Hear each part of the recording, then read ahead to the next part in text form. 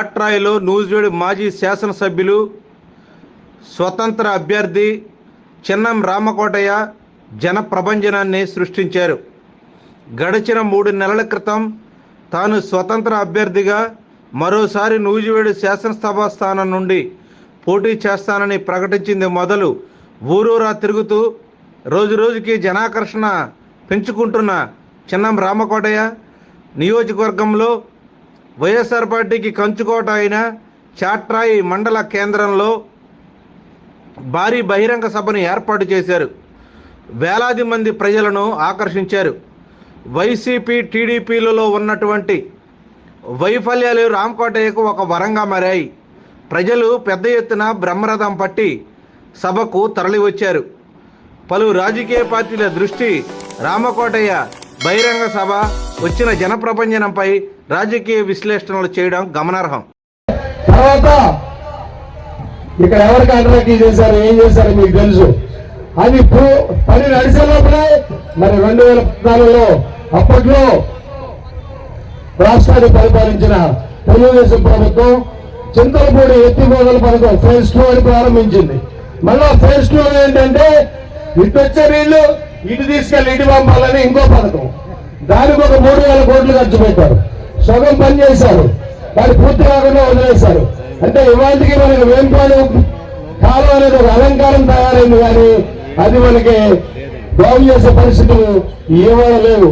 దాని మీద కూడా మేము మొన్న పెద్ద ఎత్తున ఆందోళన చేసి కాలం మీద ప్రయాణించి ప్రభుత్వం కళ్ళు తెరిపాలని ప్రయత్నం చేస్తే ఆ రోజు ఇక్కడ ఉన్న పెద్ద నాయకులు వారు చేయాల్సిన పని చేయకుండా మేము చింతపూడి ఎత్తుపోతల పథకం చేయాలని చెప్తే ప్రభుత్వంలో బాధ్యత గల నాయకులు కుక్కలు మురిగితే మేమెందుకు సమాధానం చెప్పాలన్నారు. మరి ప్రజలు కష్టాల్లో ఉండే వాళ్ళకి కుక్కల్లాగా కనపడుతూ ఉన్నారు. ఎంత అహంకారం వీళ్ళకి, ఎంత మరి గణన నాకు అర్థం కాలేదు. ప్రజల కష్టాల్లో ఉన్నప్పుడు చేస్తారని చెప్పాలి, చేపిస్తారని చెప్పాలి. అంతేగాని ప్రజలు అడిగిన దానికి ఆ సమాధానం ఎవరు ఒప్పుకోరు. అప్పటి నుంచి మాకు ఇంకా పట్టుదల పెరిగింది. ఈ నియోజకవర్గంలో గెలవాలి, ఇండిపెండెంట్ గెలవాలి, నియోజకవర్గాన్ని బాగు చేయాలి. మరి అంతేకాదు 2019లో అంటే ఇప్పుడున్న ప్రభుత్వం ఎన్నికల్లో హామీలు ఇచ్చి అనేక హామీలు ఇచ్చి అధికారంలోకి వచ్చింది జగన్మోహన్ రెడ్డి గారి నాయకత్వంలోని వైఎస్ఆర్ కాంగ్రెస్ పార్టీ. ఆ పార్టీ పాలన మొదలైన తర్వాత గ్రామాలు అభివృద్ధి చెందుతాయని, ప్రజల జీవితాలు మారుతాయని, అనేక సమస్యలు పరిష్కారం అవుతాయని ప్రజలు ఆశించారు. కానీ అంతకు ముందున్న ప్రభుత్వంతో పోటీ పడుతూ మేమేమీ తీసుకోవాలన్నట్టుగా వీళ్ళు కూడా ఎక్కడ ఉండాల్సిన దాన్ని అక్కడే ఉంచి అభివృద్ధి చేయకుండా, పురోగతి లేకుండా చిత్తశుద్ధి నిరూపించుకున్నారు. మరి ఇప్పుడు ప్రభుత్వం చెప్తుంది నూతన సచివాలయ భవనాలు నిర్మించామని, రైతు భరోసా కేంద్రాలు నిర్మించామని, ఆరోగ్య కేంద్ర భవనాలు నిర్మించామని, డిజిటల్ లైబ్రరీ భవనాలని. ఇవన్నీ ఎవరికి ఉపయోగపడుతూ ఉన్నాయి? నాయకులకి, ఉద్యోగస్తులకి విలాసవంతంగా ఉద్యోగం చేయడానికి ఉపయోగపడుతున్నాయి తప్ప ప్రజలకు ఉపయోగపడ్డ దాఖలాలు ఏమాత్రం లేవు. అంతేకాకుండా మరి గ్రామాల్లో గెలిచిన ఎంపీలు, ఎంపీటీసీలు, సర్పంచులు కాంట్రాక్టర్లుగా మారి మరి ఇవాళ అభివృద్ధి చేయలేక, పైకెళ్ళి నిధులు తేలేక మరి వాళ్ళ బిల్లులు వస్తాయో లేవో తెలియని పరిస్థితుల్లో అప్పులు పాలై ఉన్నారు. మరి విద్యకు సంబంధించి గ్రామాల్లో దశాబ్దాలుగా ఉన్న పాఠశాలకి నాడు నేడు పేరుతో రంగులు వేశారు, బల్లలు వేయించారు, కానీ కావలసిన ఉపాధ్యాయులను ఇవ్వటం మర్చిపోయారు. కొత్త పాఠశాలలు ఏర్పాటు చేయడం మర్చిపోయారు. గ్రామంలో విద్యార్థులు మాత్రం ప్రైవేటు పాఠశాల మీద ఆధారపడాలి, దూర ప్రాంతాలకు వెళ్ళి చదువుకోవాలి, అప్పులు చేసి ఫీజులు కట్టాల్సిన పరిస్థితి ఉంది.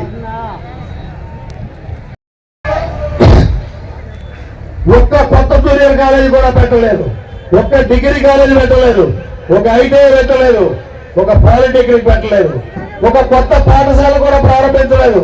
ఈ మండలంలో ఇప్పటి వరకు ఉన్నాయి elementary schools, upper primary schools, high schools కలిపి 64 స్కూల్స్ ఉన్నాయి. మొత్తం కలిపి 5,128 మంది విద్యార్థులకు మాత్రమే చదువుకునే అవకాశం ఉంది. కానీ ఇక్కడ మండలంలో 25,000 మంది విద్యార్థులు ఉన్నారు.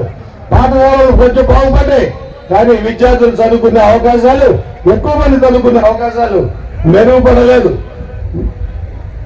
మండలంలో ఏ గ్రామంలో చూసినా అంతర్గత రోడ్లు గుంతలు పడి ఉన్నాయి. మండలాన్ని బయట ప్రాంతానికి వచ్చే రోడ్లు ఏ మాత్రం అభివృద్ధి చెందలేదు. మన అక్క చెల్లెములు అందరూ తెలుసు, రోజువారీ పక్క ప్రాంతాల కూలీనాలకి వెళ్తా ఉంటారు. ఒక్కొక్క ఆటోలో 20 మంది ఎక్కెళ్తా ఉంటారు. ఎంతో బాధ అనిపిస్తూ ఉంటుంది. ఆ 20 మంది మనుషుల్లాగా కాదు, బస్తాల్లాగా ఉండి వెళ్ళి ప్రయాణం చేసి బతుదేరు కోసం వెళ్లాల్సినట్టు కనపడతా ఉంది నాకు. ఈ గుంతల రోడ్లో ఎంత కష్టపడతా ఉన్నారు. మరి అంతేకాక కొన్ని చోట్ల కరెంట్ సబ్సిడీలు ఉన్నాయి. సబ్సిడీలు ఉన్న చోట 24 గంటల విద్యుత్ ఇవ్వాల్సిన అవసరం ఉంది, విద్యుత్ ఇవ్వడం లేదు. మరి మన మండలంలో ప్రత్యేకంగా చాట్రాయి మండలంలో భూ సమస్య చాలా ఎక్కువ ఉంది. అటవీ భూముల సమస్య ఉంది, మరి మంకోళ్ళు ముంపు భూముల సమస్య ఉంది. మరి పేదలకే ఇంకా పట్టాలు, ప్రభుత్వ భూముల్లో పట్టాలు రావాల్సిన సమస్య ఉంది, ఇళ్ల పట్టాలు రావాల్సిన సమస్య ఉంది. ఇవన్నీ మరి మన మండలంలో ఒక బాలింత ప్రసవించాలంటే ఎక్కడైనా సౌకర్యం ఉందా అని అడుగుతున్నా నేను. మనం చంద్రపూడి వెళ్ళాలి, లేకపోతే సత్తుపల్లి వెళ్ళాలి, నూజివీడు వెళ్ళాలి, విజయవాడ వెళ్ళాలి. మరి ఈ లోపల ఈ గుంతల రోడ్లలో అక్కడ చేరేదాకా ఎంత భయాందోళన అనిపిస్తుందో అందరికీ తెలుసు. మరి ఎంత ప్రత్యక్ష నరకం ఉందో తెలుసు. మరి గ్రామాల్లో ఇళ్ల నిర్మాణం, మరి ఇళ్లకు కావాల్సిన నిధులు కేటాయిస్తారని ప్రతి వాళ్ళని ఉత్సాహపరిచి వాళ్ళని అప్పుల పాలు చేసి సరైన సమయంలో బిల్లులు కూడా ఇవ్వకపోవడం జరిగింది. ఈ మధ్యనే నాకు సోమవారం గ్రామం వెళ్తే అక్కడ మమ్మల్ని ఇల్లు కట్టుకోమన్నారు, మేము మంజూరు చేపిస్తామన్నారు అని, మేము ఇల్లు కట్టుకున్నామని ఫోటోలు తెచ్చి చూపిస్తే వాళ్ళు అడుగుతూ ఉన్నారు, మమ్మల్ని నమ్మించి మోసం చేశారు సార్, మేము ఇప్పుడు అప్పుల పాలు అయిపోయాం సార్, మాకేంటి మార్గం అని చెప్పి నన్ను అడుగుతూ ఉంటే చాలా బాధ అనిపించింది.